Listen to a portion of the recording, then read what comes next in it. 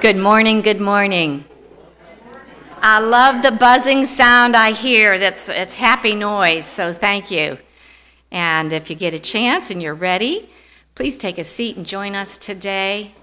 Thank you for coming out. It's always great to see each and every one of you. Welcome to San Gabriel Unitarian Universalist Fellowship Church. I'm Michelle Augustine. And today is a special service day. Once a month we are having Social Justice Sunday services. And so your team has prepared a service for you in a chat session. We'll be focusing on voting and voting oppression and voting activism, etc. But right now I just want to go over a few announcements before we actually start our service. The free movie, Philadelphia. Correction, please. Spoon has let me know that it is actually on Monday, November 13th. It's typically Tuesday, so don't feel bad, Susan. Don't feel bad. It happens. I hope you can make it. Again, please note that's Monday, November 13th at our public library, and this is a form of outreach for us to the community for watching movies together and discussing.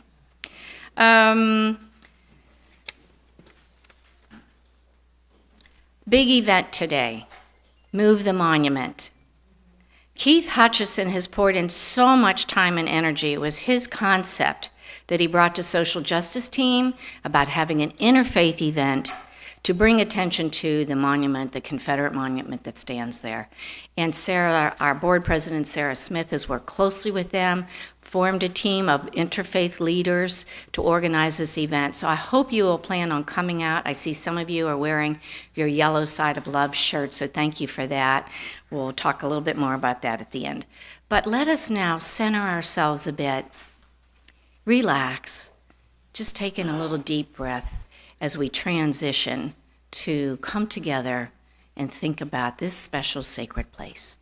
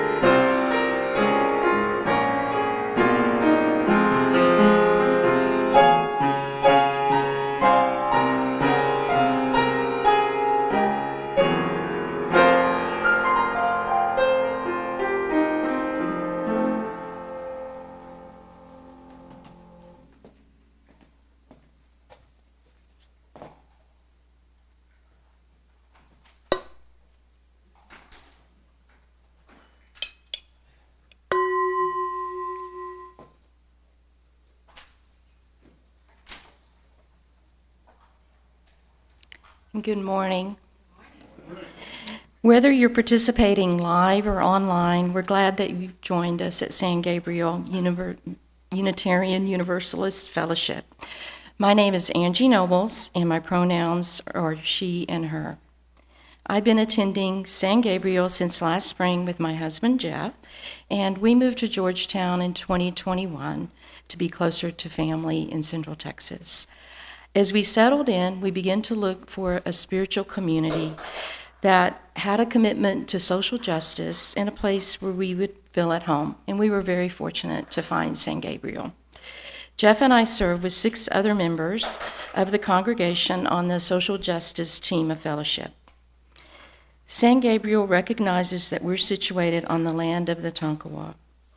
San Gabriel is a congregation that welcomes all, promotes personal and spiritual growth, and works for a just, peaceful, and sustainable world.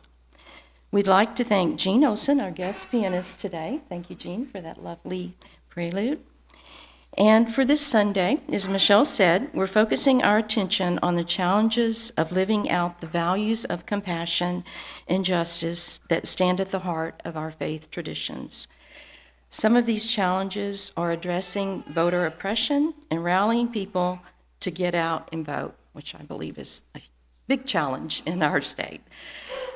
So, let me get the chalice. Well, first let me read this. We light this chalice today in gratitude for the gift of this day, for the blessings of life, and for our community of spiritual nurture and compassion. We light this chalice as a symbol of our faith in the life-giving power of love, forgiveness, and hope.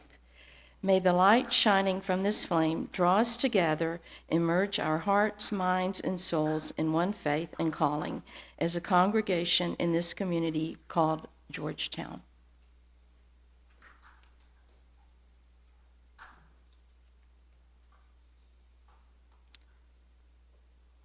Okay, I believe we have the opening song.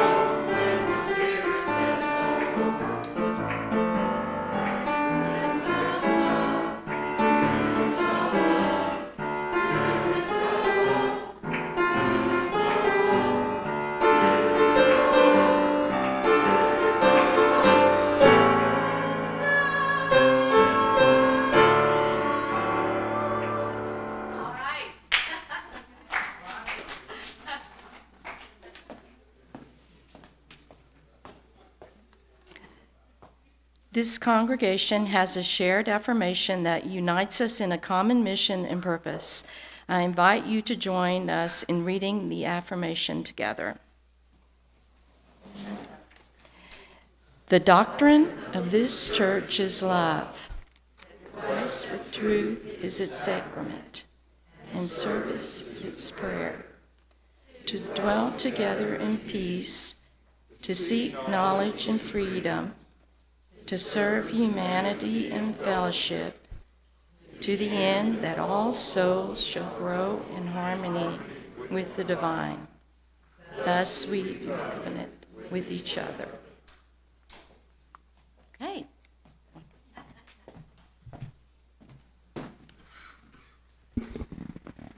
Hello, all.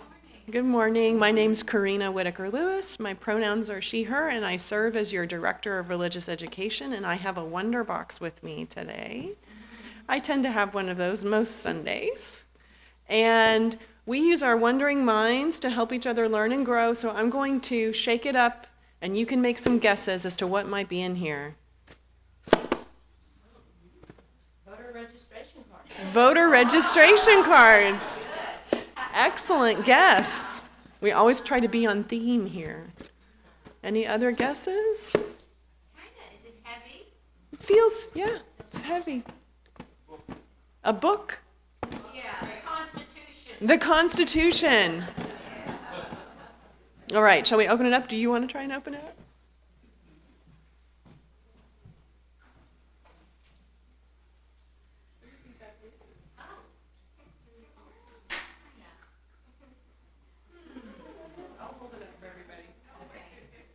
So, this would have been hard to guess. A friend of mine gave me this a long time ago. There's actually a bar of soap in there that says vote on it, and then feel good on the other side. And so I just keep it in my bathroom cabinet, and every time I vote, I put my sticker on there.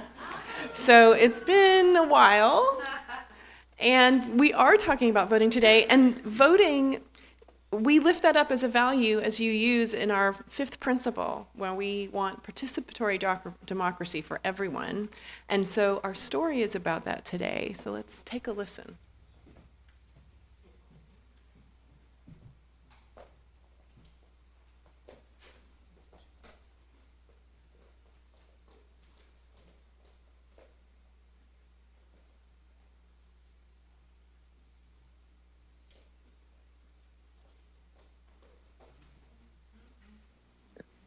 Our founders declared when our country began that consent of the governed was part of the plan. Through voting, elections, and representation, the voice of the people would strengthen our nation. In fact, though, for years, this great founding ideal was extended to some, and for others, not real. But we heard in the distance equality's call. A right isn't right till it's granted to all. The states set the rules about who got to vote, and your gender, your race, and your wealth were of note. White men with property went to the polls, but the rest of the people were left off the rolls. The dream of democracy wasn't yet true. There were changes to make. There was work still to do. But we heard growing clearer equality's call. A right isn't right till it's granted to all. The rules about wealth were the first thing to go. As more were enfranchised, their voices could grow. And a small group of voices were raising the fact that enslavement was wrong, an unspeakable act. Good people stood up for the truth that they knew. Abolition and suffrage were long overdue. We heard ever louder equality's call. A right isn't right till it's granted to all. There was a war in our nation, and slavery ended. Amendments were added, the franchise extended. Now more men could vote, at least so the law said, yet denial through taxes and tests was widespread, and the voices of women were mostly omitted. In only some states was their voting permitted. but nothing could muffle equality's call. A right isn't right till it's granted to all. Suffragists didn't give up on the fight, and the 19th Amendment gave women the right. But voters of color still met with oppression. Their voting was hindered by brutal suppression. So we passed legislation to make voting fair, to extend and protect voters' rights everywhere. We heard it, we felt it, equality's call. A right isn't right till it's granted to all. The journey's not over, the work hasn't ended. Democracy's dream must be constantly tended. But where we are now is a debt that we owe to the work of more people than ever will know. And each time we vote, we acknowledge that past. We honor our rights to ensure they will last. For to vote is to answer equality's call. And each time we vote with them all. The end. So the stickers are a good reminder of keeping that promise. And we have activities today to help extend the vote to as many people as we possibly can. There's some crafts for making voter registration boxes and thank you cards. So if you would like to keep your hands busy during the service, you can come back, or we'll do that after.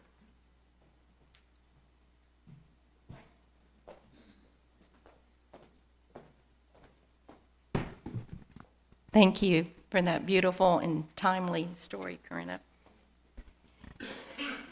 We take an offering each week to sustain this space that we call home and to support the work of our fellowship. As the ushers collect the offering, please know how grateful San Gabriel is to you for giving your time, talents, and financial support. The offertory music today is played by Gene Olson and his Faith.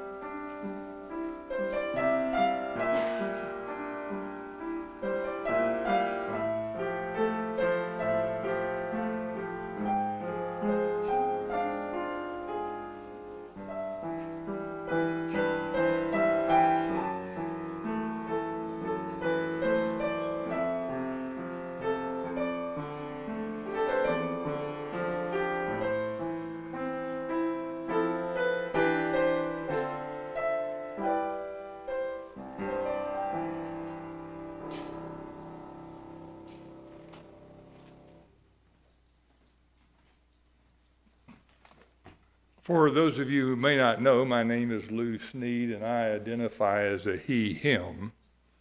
I was asked by you-know-who for Social Justice Sunday if I would come and offer a word or two. But she said, would you also do the joys and concerns?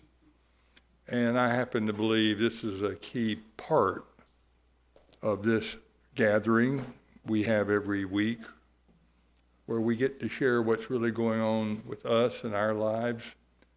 And hopefully we put it in a broader context of what is most meaningful, most real, most pressing for us as human beings. So this morning we're going to ask you if you have something on your heart or mind that you want to share. Angie's ready to walk around to do that. And if you like me, you know that if we are people who affirm peace and compassion and justice, it's hard to escape being mindful and prayerful about people in Israel and Gaza right now, the people in Ukraine, the people who've lost loved ones with other violence and tragedy around the world, people who are suffering from natural disasters. We could go on and on. We hold those in our hearts and minds this morning, but this is your chance to share what's going on with you. Anybody?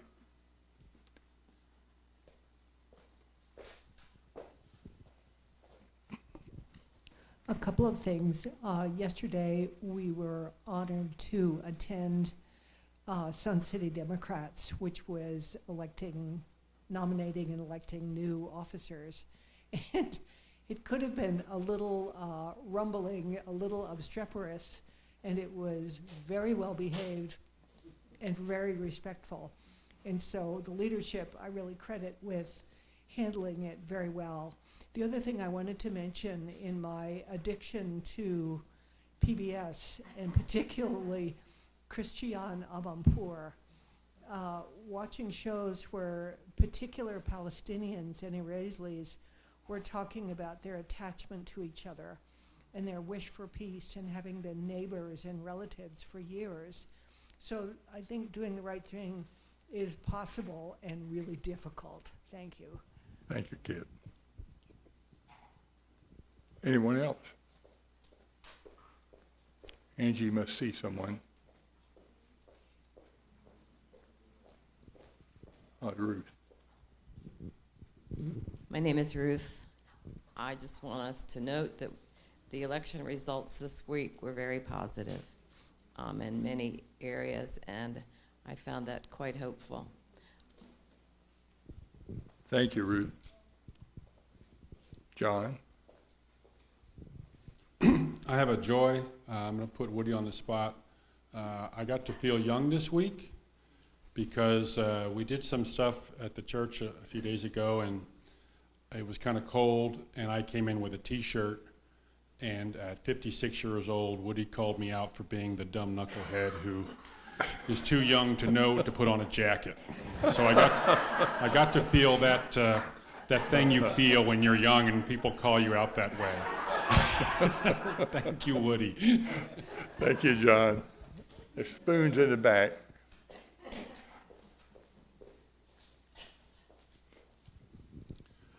Okay, a joy for me, and I hope for most of you, is that next week for Thanksgiving, I will be bringing bouillabaisse.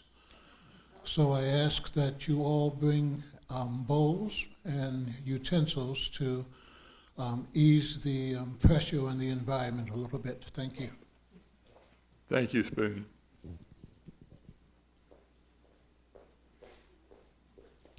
Stop on the way. Good morning. I'm Woody Hibbard. I would, first of all, like to offer my apologies to John. That was insensitive, John, and I do apologize for that. And secondly, today happens to be my wife Pam's birthday. Oh, happy birthday. And if you want to know how old she is, you'll have to ask her yourself.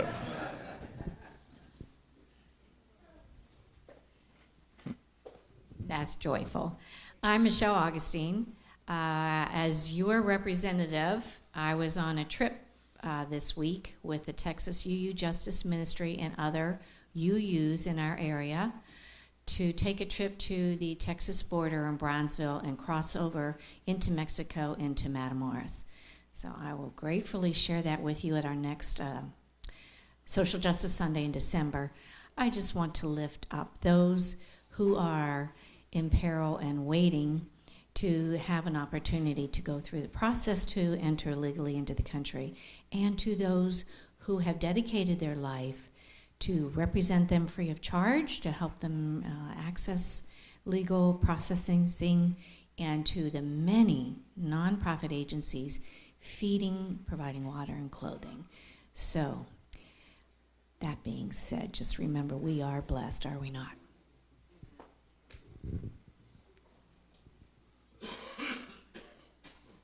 Thank you. Some of you heard me say last week that Michelle was going down to the border, and she had talked about the fact that it could be dangerous, and that if she was kidnapped, she didn't want me to pay any more than $5,000 for ransom. And you all who were here were my witnesses that she made that statement. So I'm happy today that I didn't have to shell out anything to get her back, but I'm glad she's back safe and sound. You've heard all of these expressions this morning, and there's probably more in your own heart and your own mind. I'd invite you to take a moment, just a moment with me this morning, and reflect, ponder, or pray, whatever your wish, with all these things in mind. Some of them out of gratitude, some of them out of anxiety, some of them in the sense of wanting peace in a broken world. Would you join with me? Spirit of life and Spirit of love, to whom we look beyond ourselves for signs of grace, signs of peace, signs of compassion, and even signs that motivate us to justice. We seek your Spirit. We look for your signs of presence among us. And we pray for peace and compassion and justice in places that we know we cannot reach. Move among us in creative and redemptive ways. Amen. This week, most of us had the opportunity, if we took advantage of it, to go to the voting places and to cast our votes. We have local proposals that were placed before us for consideration, and in view of that, my wife, who chairs the social justice team here at San Gabriel UU, said, I need you to preach about voting. And I said, that's anticlimactic. That happened already. But it reminded me of a joke that Garrison Keillor used to tell about UUs. He said that a group of school children were trying to decide one day whether the pet rabbit that a family had donated to the classroom, whether it was a boy or a girl.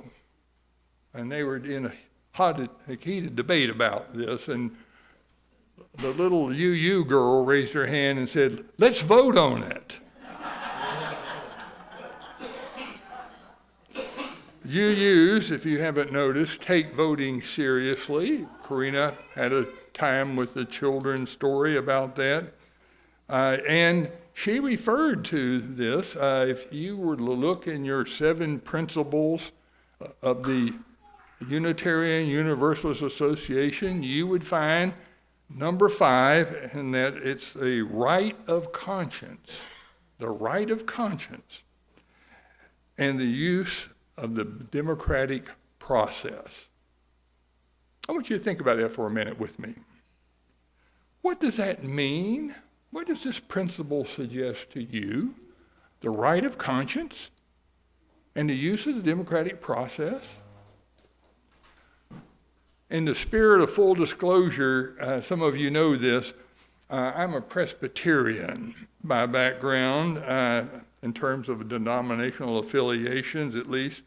So I don't claim to know everything that you say that are important. I appreciate them. That's why I'm here. That's why we are part of this community of faith. As Michelle said one time when she came home and we were inviting the Unitarian Universalist Fellowship in South Austin to come use our church facilities, she picked up the little 7 principles and said, "What's this about?" And I said, "Oh, this is that church that needs a place to meet, and we kind of thinking about inviting them to meet in our facility." And she read through them and she says, "What's not to like about those?" And she knew full well Presbyterians have 2 books. We got a book of confessions that's this thick, and then we got a book of order this thick.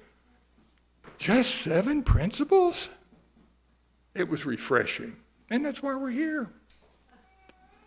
But I found myself wondering, what does this right of conscience mean? I think I get the democratic process.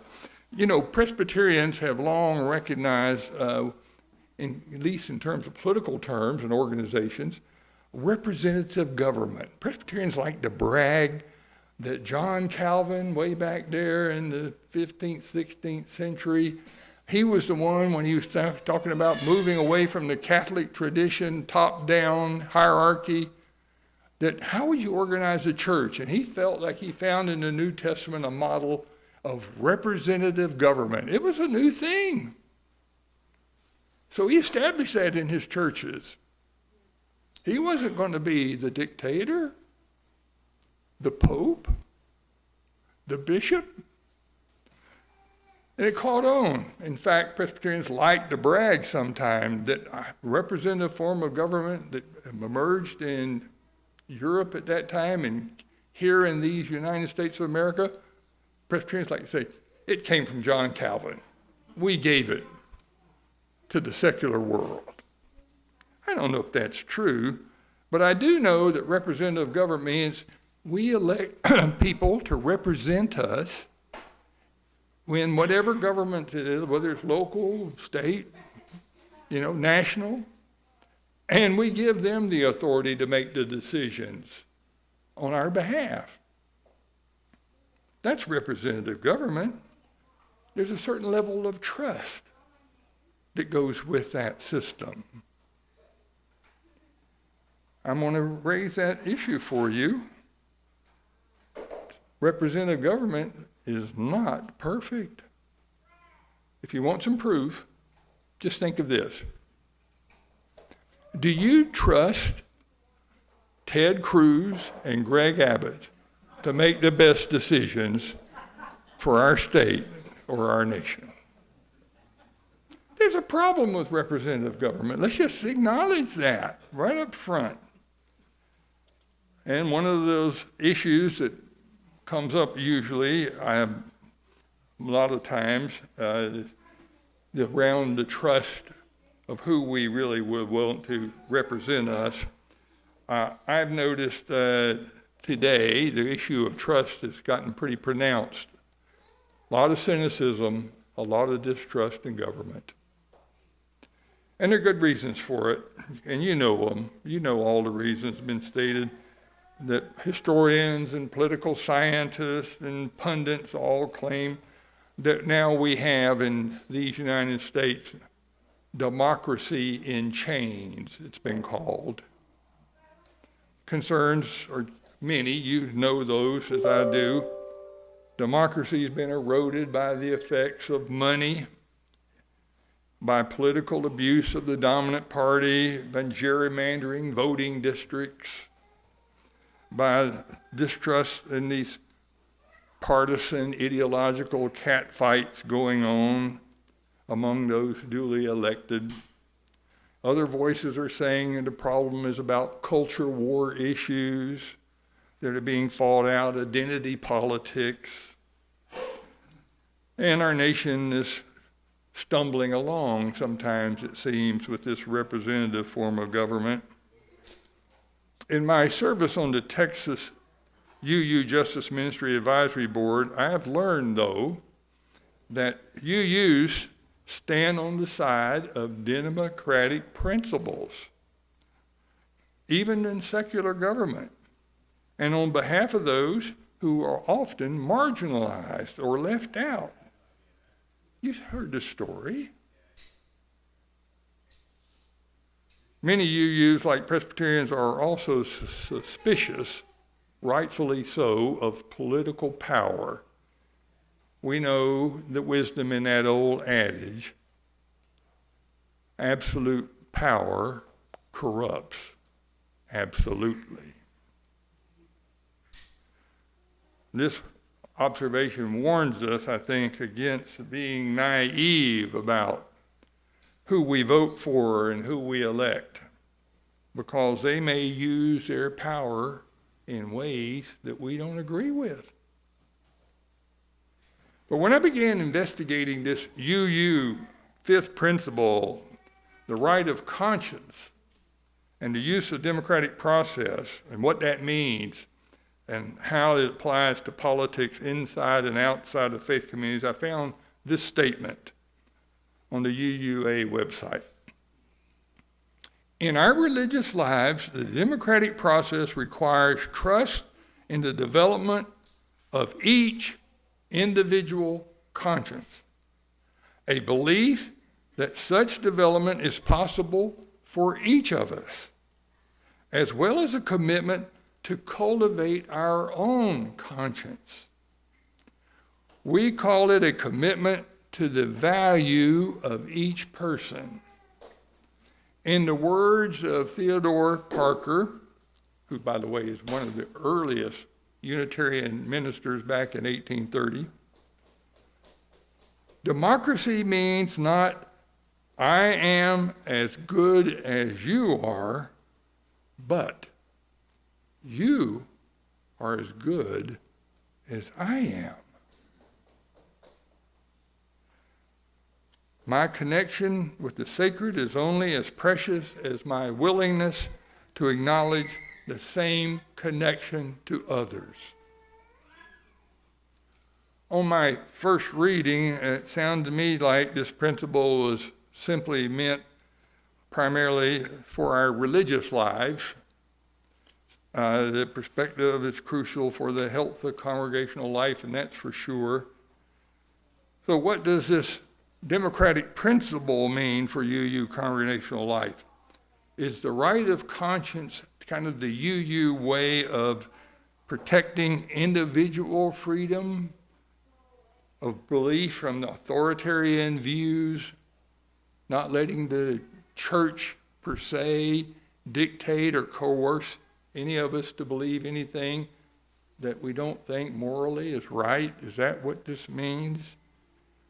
That's not nothing new, I think. It's part of Protestantism began with this Catholic priest being out of sorts with what the church was teaching in the 15th century and saying, I can't buy this.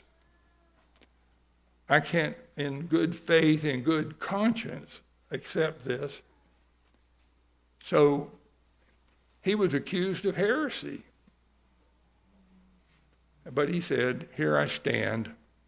I can't do anything more. Now maybe that's what right of conscience means.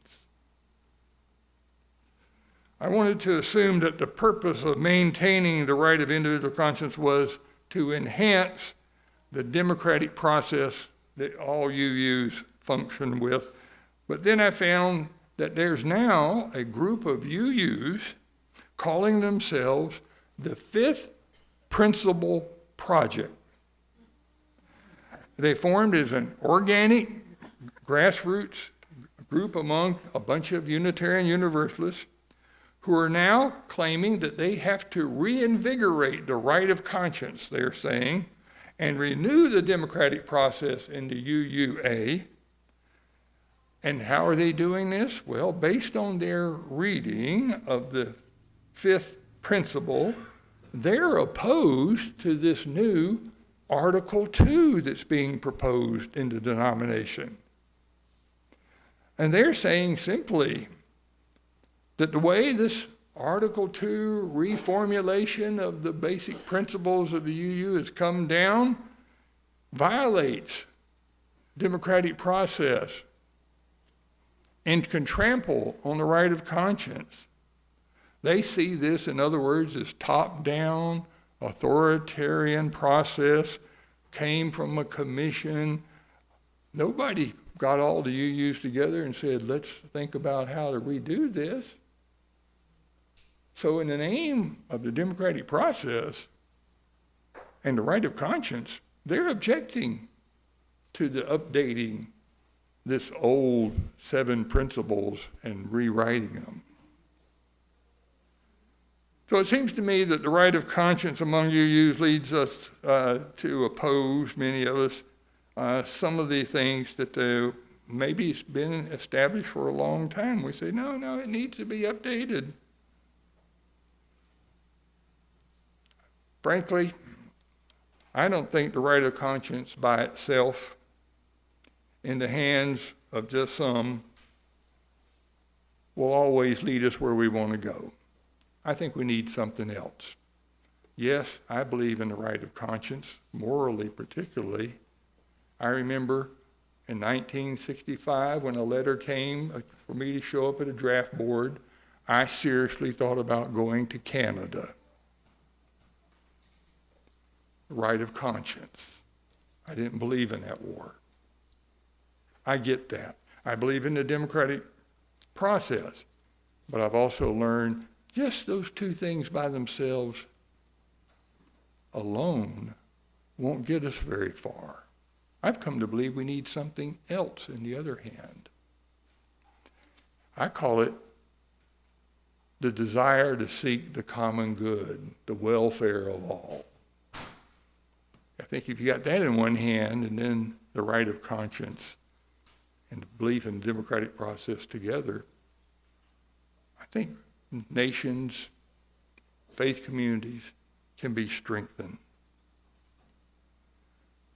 Some years ago, I'm going to tell you a story about the difficulty that can arise when you make too much out of the right of conscience and why it needs to be accompanied by the common good. Some years ago, a longtime member of the congregation I served in South Austin, who was on the church board at the time, he came to the very last meeting on his 3-year term serving on that board, and he simply said at the very end, I said, anybody got any other business? Yes, I do. Oh, Sam, what's on your mind? I want to make a motion out of right of conscience that the money that my daughter and I gave to this church 25 years ago in memory of my deceased wife and her mother, to form an endowment to the church to use to support youth ministry. And this church has not done a thing with that money in 25 years. I think that's a violation of the spirit in which we gave that money to this church. And I want to move that the church should give this money back to me and my daughter.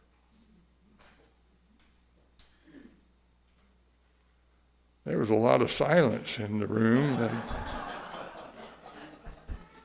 We have 12 elders and myself sitting there listening, and one of the elders is saying, the right of conscience tells him, whoa. Well, for starters, I didn't know anything about this endowment. Nobody said to me when I came to that church 10 years earlier, oh, by the way, there's an endowment there, you know. So we had to go do some research. I simply said, Sam, I appreciate that, but I don't think any of us, I don't know, any of the rest of you here know anything about endowment? Nobody. Well, maybe we need to go get some information first, Sam, before we act on this. So we did. We went and looked, and sure enough, back 25 years earlier, Presbyterians love to keep minutes of meetings. And that time it came in handy. And we found it. Created an endowment. The principal, I think, was $20,000. And we could only use the interest. And you know how that goes. The first 5 years, there wasn't much money in interest to do anything significant for the youth ministry. So I think the thinking was, we'll just let it build up. And here we were, 25 years later, no one had a clue how much it had built up. Nobody really knew it existed. And now the benefactor wants the money back. If you were sitting there in that room to make a decision in a democratic process respecting the right of conscience, what would you have said that we should have done? Would you have voted for his motion? And say, well, we should give it back?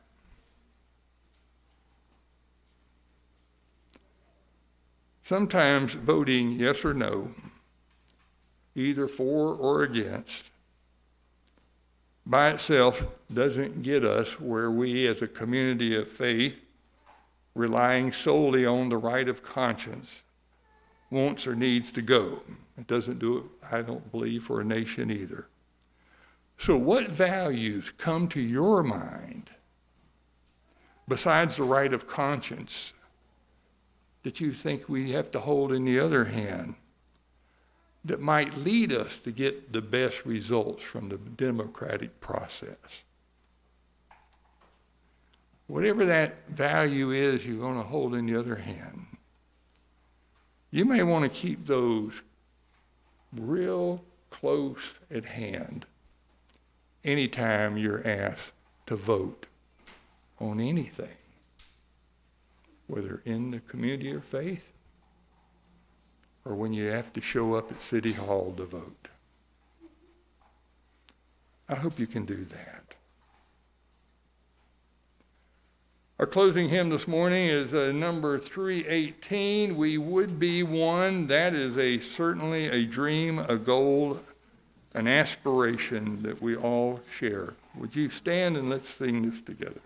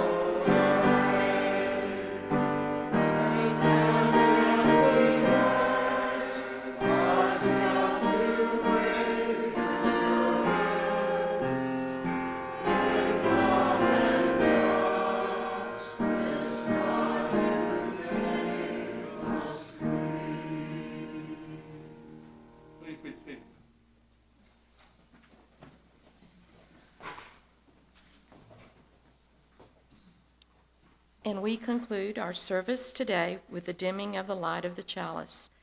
May the light that entered our hearts and minds through this community of faith and service go with us until we gather again in the spirit of love and peace. And now, we're going to transition to our chat session. So those of you that are chatting with us today, that'd be Jeff and Susan and Frank, please come on up and take a seat. And while they're coming on up, I wanted to know how many people know about Jesse Daniel Ames from Georgetown. Okay, we got a handful. So we're talking about voting and suffragettes, etc. Well, Jesse is one of our local heroes. Jesse's family moved here when she was 10 years old, so she grew up in Georgetown, attended Southwestern University. And then after she got married and did some medical work with her husband, he died, unfortunately, and left her with 2 small children, and she was pregnant. So she came back to Georgetown and with her mother started a business running the Georgetown Telephone Company. And the reason I mention that, this was at a time where women didn't have the right to vote, and here she's running a business with her mother, and they have to pay taxes but have no voice. So she called herself like a Patrick Henry type figure. Finally, when there was in Texas the opportunity given to vote to the women, Governor Hobby had signed it. They only had 17 days to register voters for the upcoming election, and women were only given the right to vote in the primary election. So imagine at a time when we didn't have all these freedoms and without social media, she and others suffragettes were able to register 3,300 voters in only 17 days. And that set her on a path to become a suffragette in big time. So much so that eventually Texas formed a statewide league. We know it today as the Texas League of Women Voters, and she was its first president. I think it was, I don't have my notes, but I think it was around 1916. So she led that cause for several years. If you'd like to see her house, it's at 1004 Church Street. There's a historical plaque there. The other thing, though, that's important about Jessie, she didn't stop working. She didn't stop advocating, not only for voting rights, but she got very involved in racial discrimination issues. She went to Atlanta and helped form a women's group that was against lynching. And she continued her racial justice work when she came back to Georgetown. She died, I think, in 1972 and is buried in our Odd Fellows Cemetery. So a little bit of history, local heroes that we have right here. Who's not here today, I don't see. We have heroes right here in our congregation. I'm referring to Sharon Covey and Jerry Covey. Their whole life has been spent working for democracy in getting, wherever they've lived, voters registered, getting folks to work precincts, getting people to work the polls. And for that, I am very proud. They've been a great model to those in our community, leading the way. So I will have a poster in the back of church. You can read more about Jessie, read about the John R. Lewis Voting Rights Advancement Act. Our UU Church is calling us to support that. When we get more information, we will let you know. And we're going to transition now to find out how you, too, can be an activist. So take it away, sir.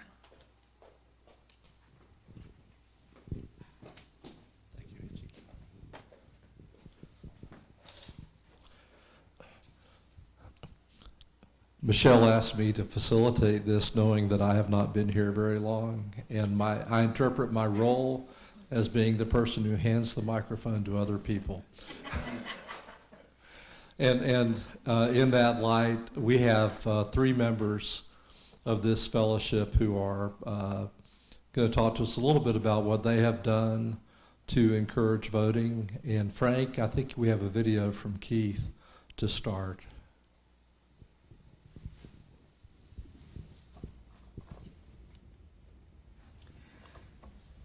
So my wife, Dana, and I have been volunteer deputy registrars for the last 15 years. We got involved as volunteer deputy registrars, also known as VDRs for short. Back in the 2008 election, we were really energized by what was happening in 2008 and got involved in a number of ways. But one of the things we did was we became VDRs both for Williamson and Travis counties, which means that we're able to register voters in both Williamson and Travis counties, which is very helpful when you're doing a voter registration event. And so that's where we really kind of got the bug to do voter registration and saw how great it felt to bring people into the voting process. People who'd never voted before, getting them signed up so they could vote. One of the experiences I remember from 2008 was I was doing some door-to-door voter registration that year and knocked on a door in Stonehaven, one of our apartment complexes, low-income apartment complexes here in Georgetown. An African-American woman answered the door. She was probably in her 70s, and she told me she had not been registered to vote since 1960 when she voted for John F. Kennedy. And I convinced her to register to vote that evening. And that was just an incredible feeling. She really wanted to vote that year. And so for the first time in 48 years, because I stood at her doorstep, she got to vote. And that was just an incredible experience. And just registering that one voter that night, I still remember it, and it's still just it was an incredible experience. Dan and I continued to register voters through the 2010, 2012, 2014 elections.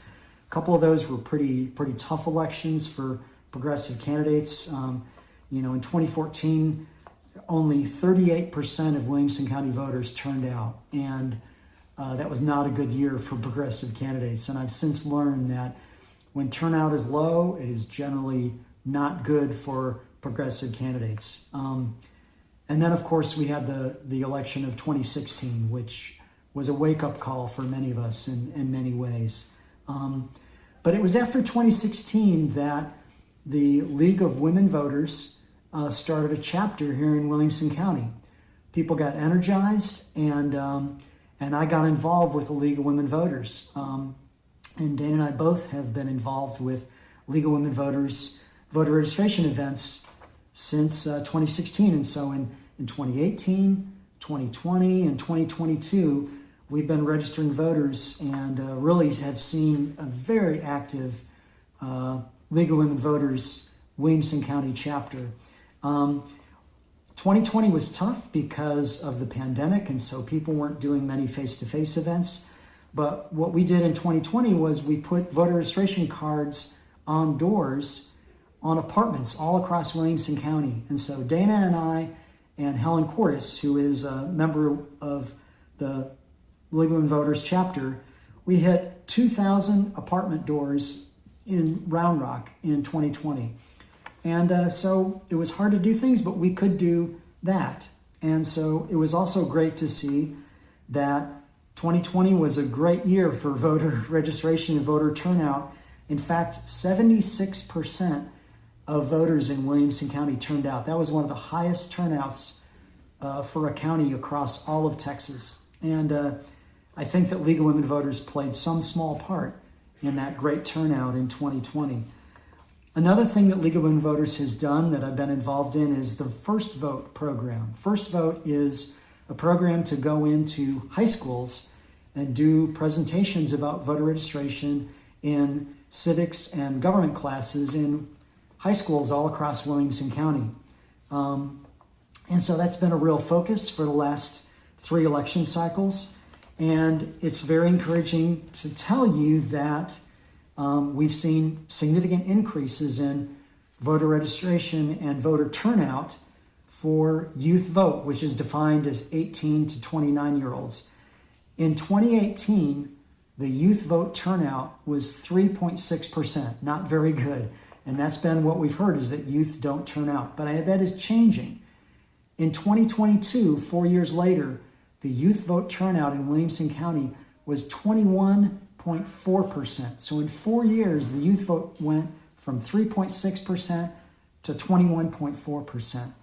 And again, I think that the First Vote program of League of Women Voters had something to do with that. Not all of it, but something to do with that. So it's been really encouraging to see what the involvement of VDRs through the First Vote program has been able to do and help increase the youth vote turnout. We said last year as we were registering, and again this year we saw it, that Gen Z is on fire. When we go to high schools, when we go to ACC campuses, we do a lot of voter registration at ACC campuses, that these younger voters want to vote. First-time voters, it's easy to get them to register. So I hope you will get involved in voter registration with Legal In Voters.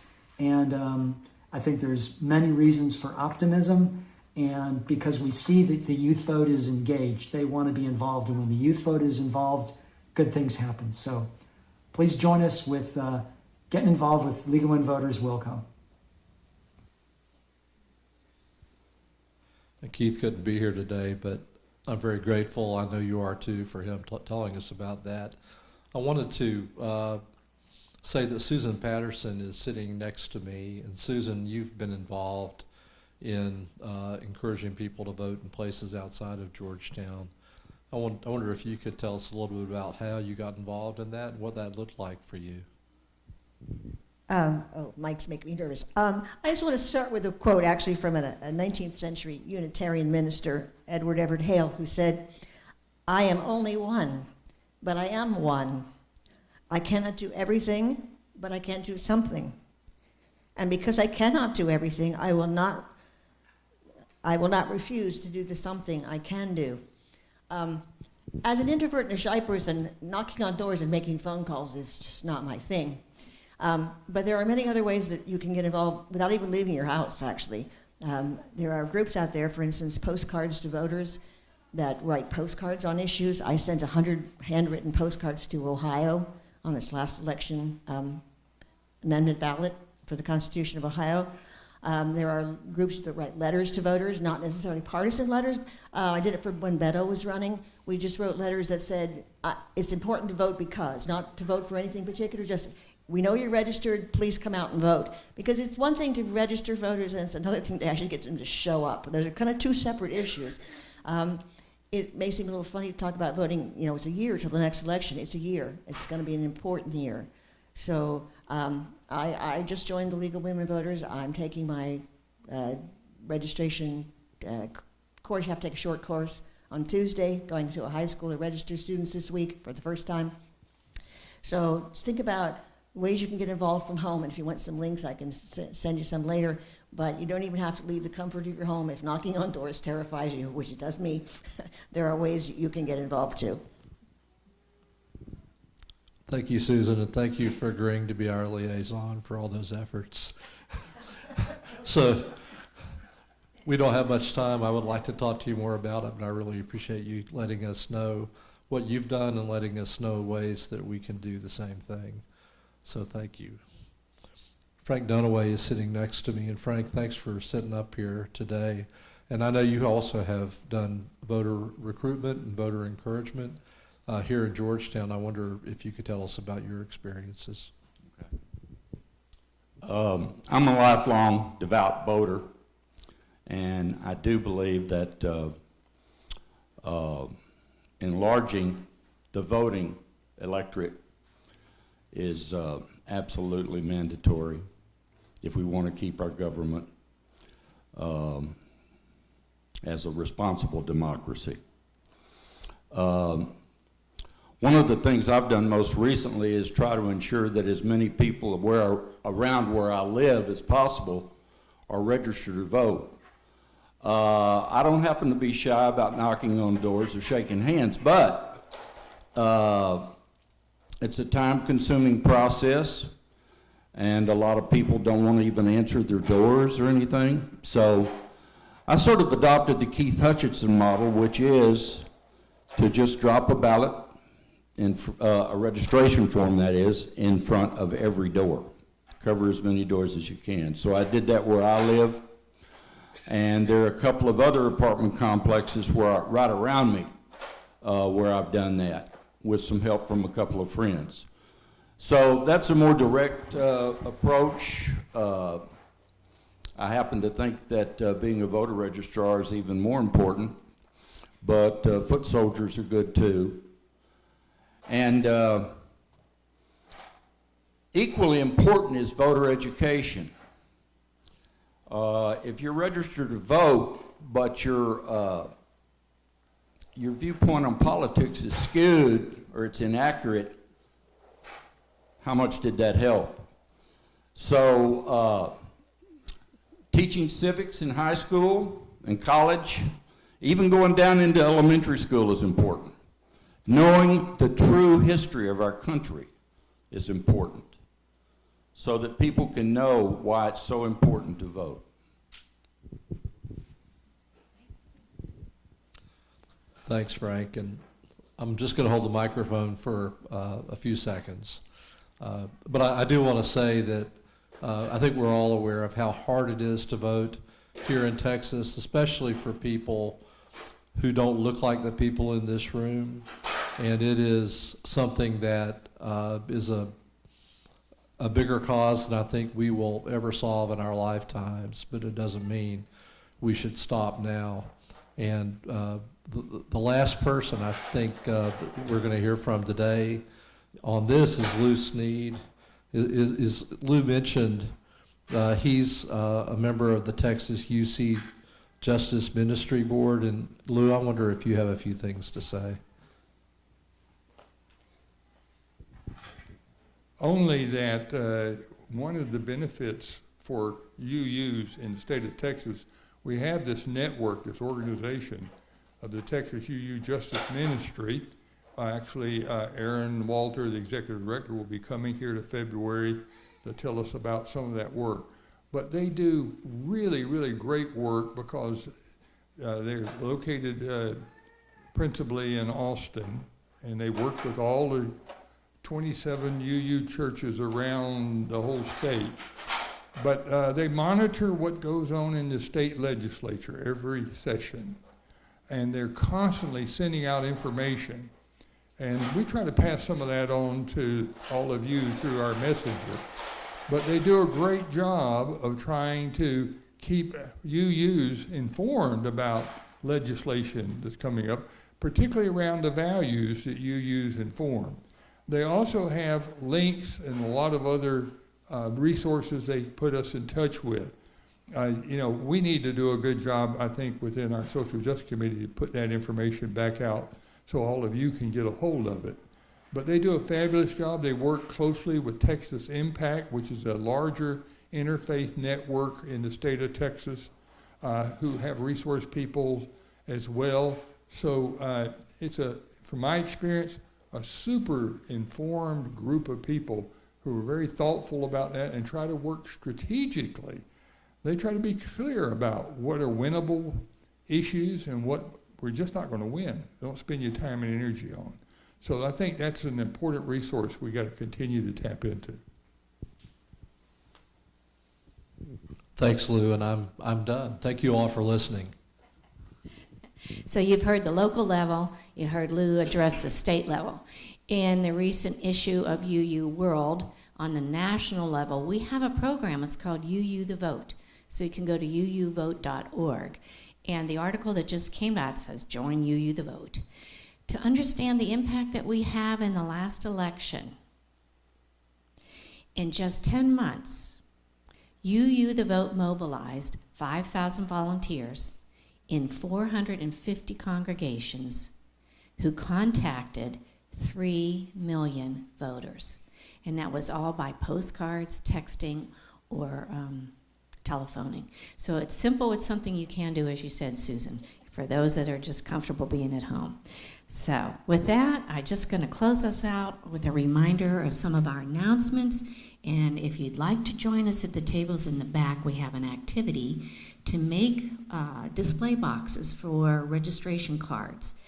There's a new program that we're doing in conjunction with Live Oak UU. It's called Apartments Vote! With the idea that we'd like to take these voting registration boxes, approach the apartment manager and say, could you display this box for the efficiency of your residents that are moving in or changing names to be able to register to vote. So before we go back to the tables or grab a cup of coffee, just a few reminders. Tomorrow night is our movie on Philadelphia at the Georgetown Library. I want to remind you next Sunday to bring a bowl and a spoon. So a lot of these are on here. Most importantly today, please join us down at the Georgetown Square in front of the courthouse to express our desire to move the Confederate monument. This is a county-wide effort. The organizing team that I told you Sarah was involved in, Keith and Lou and I and others, was very intentional about getting different organizations and faith expressions across the whole county. The minister from Live Oak UU will be there. Black churches will be there. There's going to be a little choir. There'll be a few speakers, a Southwestern University student. Why is this important that I mention it's county? The statue is sitting on county property. It's our county commissioners that are the ones that would be responsible for making consideration of this. So that is why it was a very important, pardon me? 2 p.m. today. Yeah, very good. I think that's pretty much it. So thank you for your patience. Yep, what else? At the bottom, what? The date for the movie is tomorrow, November 13th.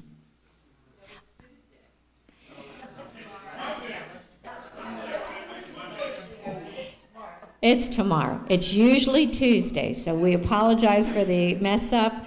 It happens once in a while. It's actually tomorrow, November 13th at our library, okay? If you know people that like to go to the movie, let them know. But right now, get something to eat or join us at the back tables. Thank you, everybody.